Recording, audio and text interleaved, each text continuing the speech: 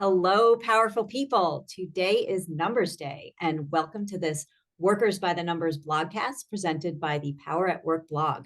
I'm Alicia Modestino, a professor of economics and public policy at Northeastern University and the executive director of Community to Community, a new initiative to promote the use of community-engaged research to make social change. Today, we're going to talk about the latest jobs report, which just came out from the Bureau of Labor Statistics this morning.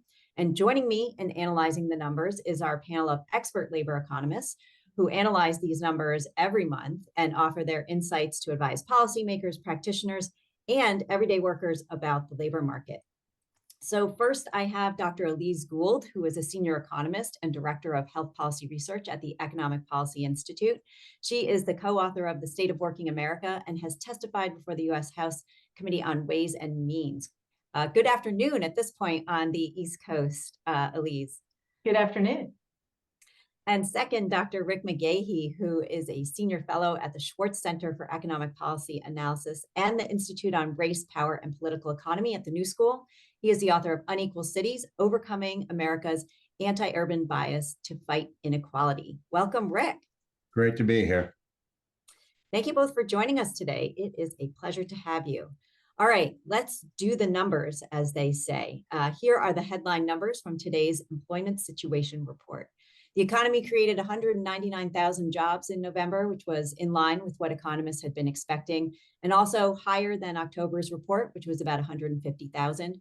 Overall, the last 3 months have seen jobs growth at an average of about 240,000 per month, or I'm sorry, 204,000 per month. Certainly below the crazy fast average increase we had been seeing in 2022, which was more like 400,000 per month, as we continue to climb out of the pandemic, but above what economists consider a healthy labor market, which is around 170,000. So the key takeaway here is that employment is high, above pre-pandemic levels, still growing at a strong rate, but that rate is slowing, or you might think of as normalizing as supply and demand come back into balance. Job gains occurred in healthcare and government. Employment also increased in manufacturing, reflecting probably the return of workers from the UAW strike, but employment in retail trade did decline. U.S. job openings decreased in November as well from 9.5 to 8.7 million, which is a 2.5-year low, resulting in about 1.3 job openings per unemployed person. Both the job openings rate as well as the number had declined. So the job openings rate is about 5.3% in October, which is about 1 percentage point lower than this time last year. The hires and separations rate, so that's the rate at which people are getting hired into jobs and the rate at which people are leaving their jobs, have actually been fairly stable over the past 4 or 5 months. So that suggests to me that the musical chairs of the take this job and shove it economy maybe has slowed down as firms and workers have hopefully found a more stable employment relationship. If we look at the unemployment rate ticked down to 3.7% in November. Although this is higher than December of 2022, it's still near its 50-year low by historical standards. Plus weekly jobless claims had been trending lower. The labor force participation rate was little changed at 62.8%, and that's been essentially flat since August. And lastly, average hourly earnings increased by 12 cents from November to December for an annual growth rate of 4% over the past 12 months. This annual growth rate's a little slower than the rate at which wages were growing earlier in the year. Annualized wage growth over the past 3 months is running at about 3.4%. Over the past 6 months, it was 3.9%. However, that annual growth rate is still keeping pace with inflation, which over the past 12 months was running at about 3.2% overall and 4% if we exclude food and energy prices. So gas prices were coming down compared to this time last year, but shelter was up. So although workers might be feeling like they're just treading water at this point, Wall Street will likely be happy that wage growth is running at levels that are unlikely to spark much concern at the Fed about inflation when it meets next week to decide what to do about interest rates. Okay, so let's turn to our experts and go beneath the headline numbers here. So Elise, I'm going to start with you. Are this month's numbers good for workers, bad for workers, or are they a mixed bag? I think it's been mostly good for workers. We saw payroll employment was very strong, as you mentioned, 199,000 jobs added in November. there was a drop in the unemployment rate, and that happened for all the right reasons. So as we saw participation tick up just slightly, the employment to population ratio ticked up even more. So that's promising. People are coming back into the labor force, and many of them are getting jobs. And so that's reflected in that drop to 3.7% in the unemployment rate. There were some troubling signs in the household survey last month, and I think that we can now put that behind us. There were some concerns when those two surveys diverged that it may indicate a a turning point in the business cycle, and all of that has reversed out. So now household employment jumped back up again. We saw, as I already said, the employment to population ratio tick up, the unemployment rate came down. And so many of those troubling signs have completely normalized out, and I'm pretty optimistic about where things are right now. Excellent. Okay, so a rosy holiday season maybe for workers right now, according to Elise. Rick, what do you think? Good for workers, bad for workers, or a mixed bag? It's a good report. Elise has hit several of the major points. The job growth number is probably not quite as big as it seems at first. You mentioned this. We have almost 50,000 jobs, of that close to 200,000 that are returning strikers, not only in motor vehicles, but also in film production with the settling of the actors and writers strikes in Los Angeles. That'll have some ripple spending effects on service jobs as well. So that's good news. Wages a little high if you're worried about it, but the Fed shouldn't be worried. 4% year over year. But if you look at the productivity numbers in the last quarter, they were up over 5%. And we've had several quarters of increasing productivity. So that's not a one-time blip. So the Fed should not be worried about these wage numbers. As you said, inflation is coming out of housing.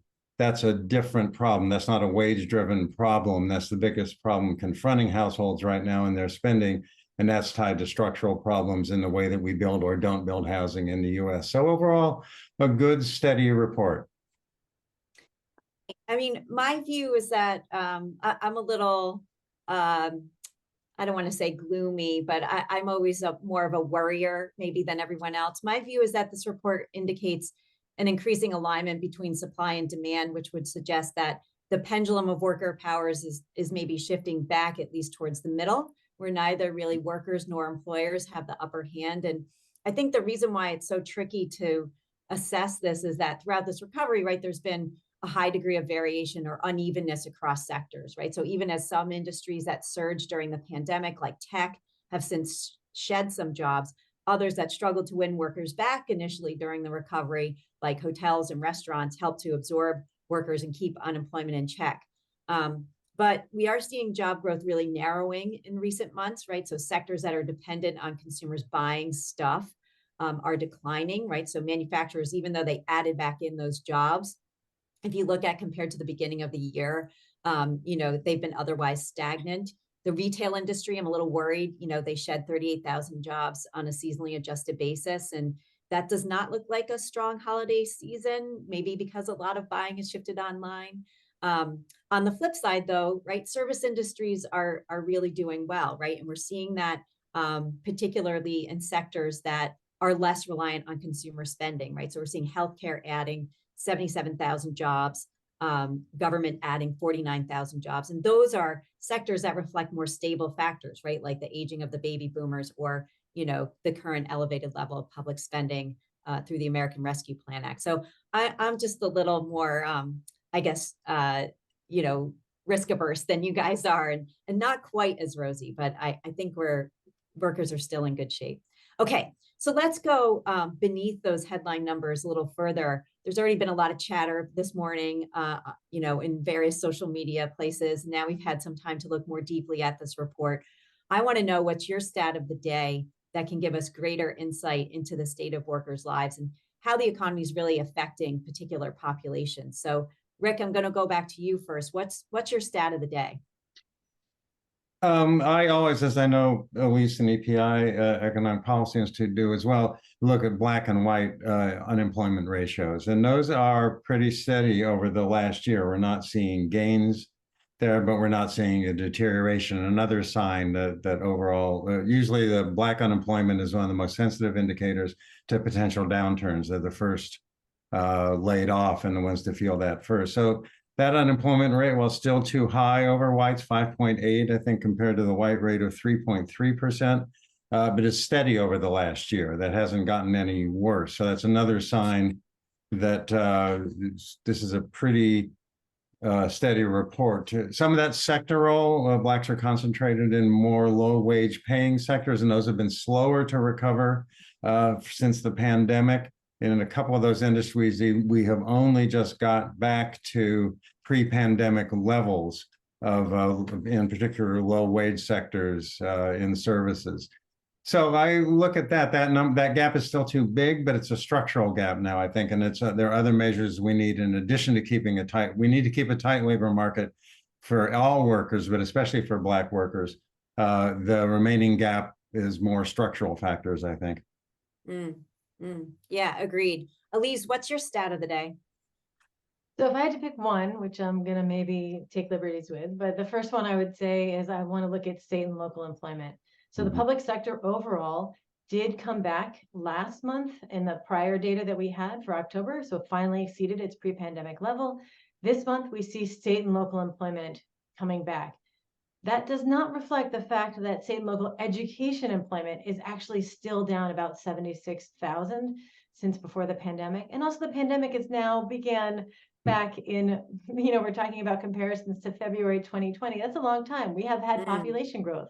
We have had more children that would be in schools, right? All of those things, we need more services to be provided for the population. So that benchmark is getting a little bit outdated, but I think it's also important to note it's promising that we have now gotten back to that level. So I'm optimistic. If I was going to pick a second measure, if I'm allowed, I would talk about wage growth. As you mentioned, year over year, wage growth is 4%. It has been coming down for production non-supervisory workers, decelerating as well for them.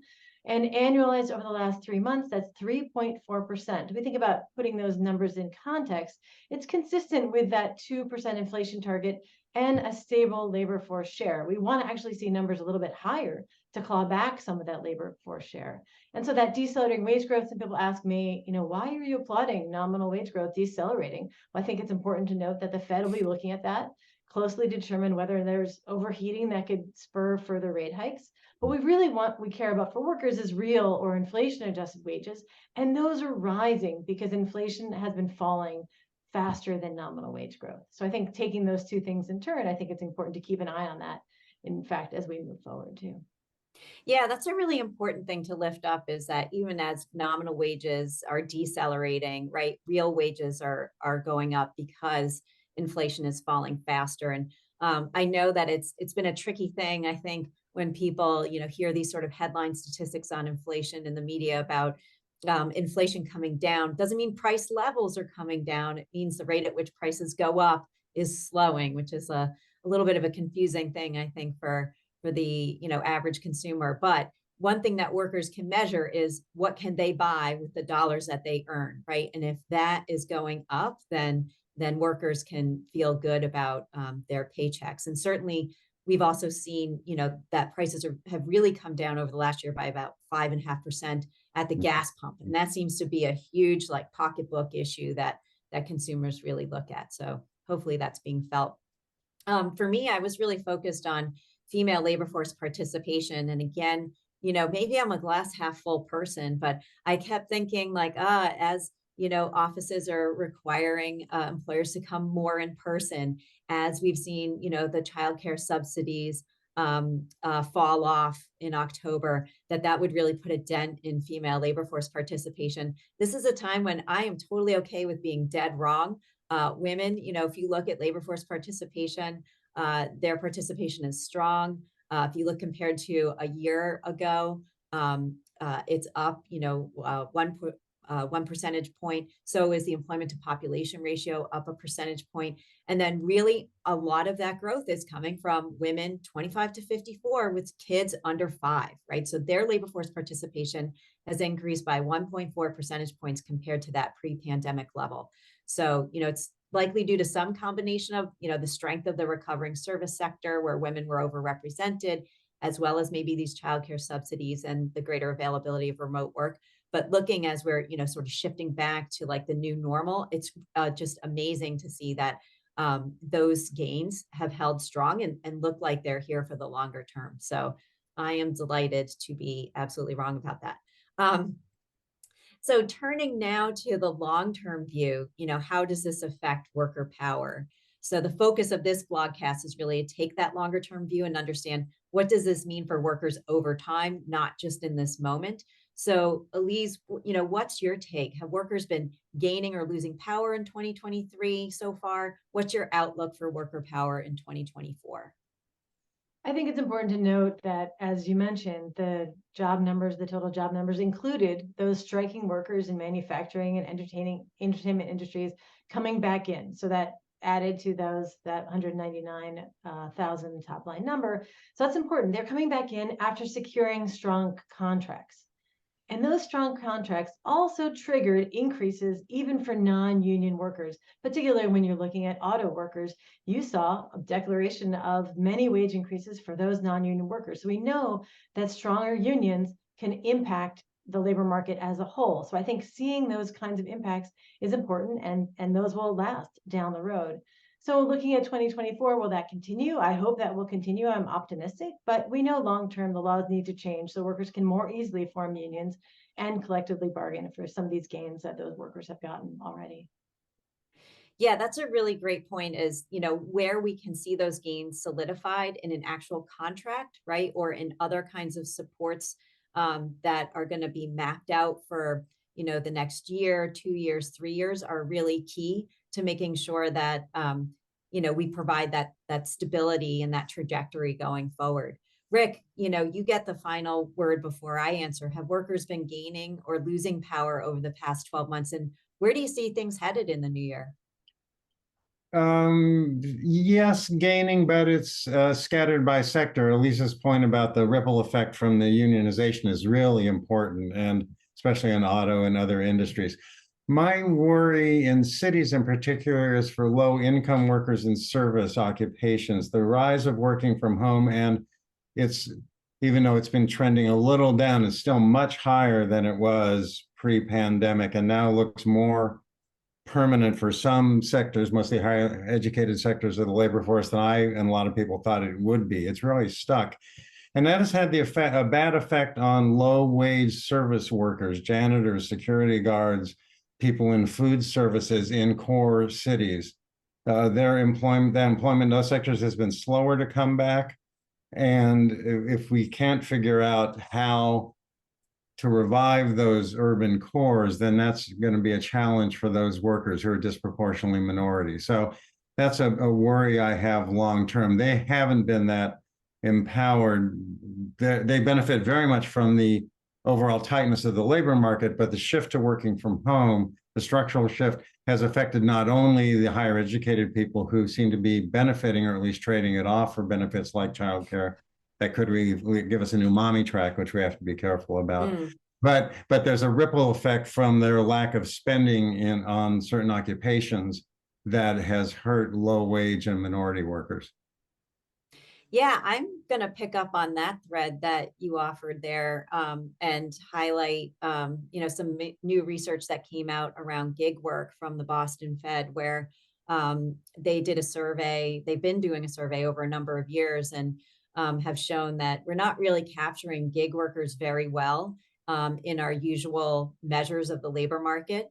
And so they estimate that anywhere from 1 to 5 percentage points, the labor force participation rate would be higher by 1 to 5 percentage points if we took into account fully who is taking on these gigs. And by gigs, though, they really mean more informal work, right? So not like Uber, TaskRabbit kind of thing. We get that, but really, like, think the elderly neighbor, who is now watching children, part-time for somebody down the street.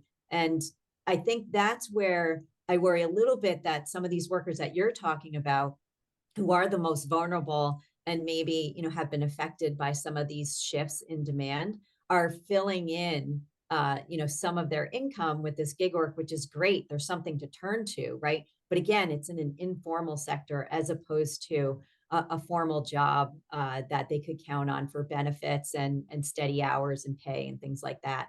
And that leads me to sort of my last sort of bellwether maybe for 2024 is if you look at temporary help services, that lost about 14,000 jobs. And that's kind of a canary in the coal mine or an indicator, right? That employers aren't trying to meet any surges in business with contingent workers, right? So, and that industry's lost about 177,000 workers since last November.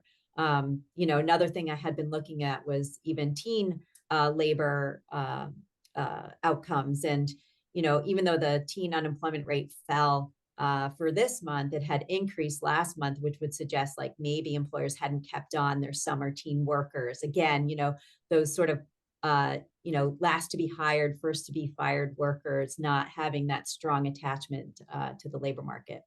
And I guess for me, like just wrapping up, thinking about 2024, we've had the stronger for longer performance of the labor market. Most forecasters expect that maybe we'll continue this slow trajectory, land the plane on the runway kind of thing into early 2024. But eventually we know that, consumers have pretty much run through their savings. We see, maybe some reduced spending, and there's remaining, pockets of labor shortage that are probably going to fill up. So it'll be interesting to see where we land in 2024. All right. Well, any other final thoughts, Rick, Elise? No, I want to just hit again that this report, I think, really needs to be a message to the Fed to cool it. We don't need any more interest rate increases. What inflation we've got comes out of the housing sector, both rental and buying houses. The Fed's made it hasn't helped that by raising interest rates. But the real problem on the housing side is supply, and that's a longer term thing. It's going to take a while to work its way through. So we could see relatively high inflation rates driven by the housing sector number for some time. The Fed and everyone else should not confuse that with wage-driven inflation.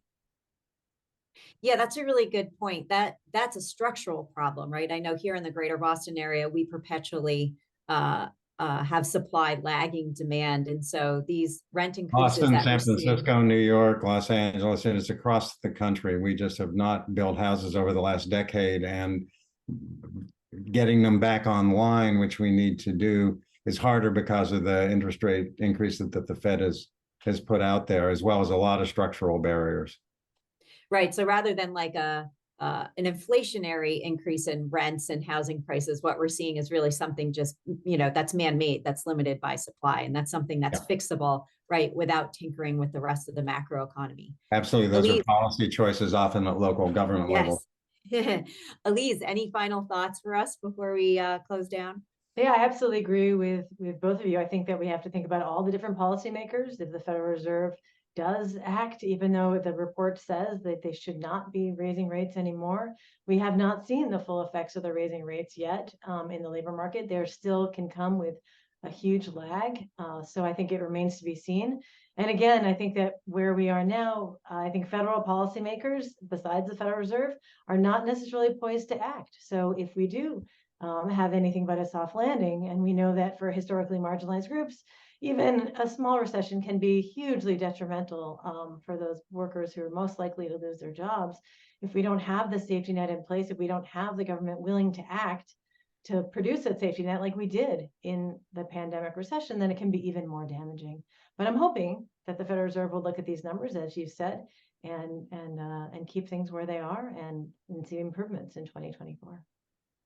Yeah, and it's interesting to note, if you look at the last beige book, that there are pockets of softness out there. Not every Federal Reserve district is seeing a super tight labor market. We're seeing some Federal Reserve districts showing that there's been more of a slowdown in hiring where they are.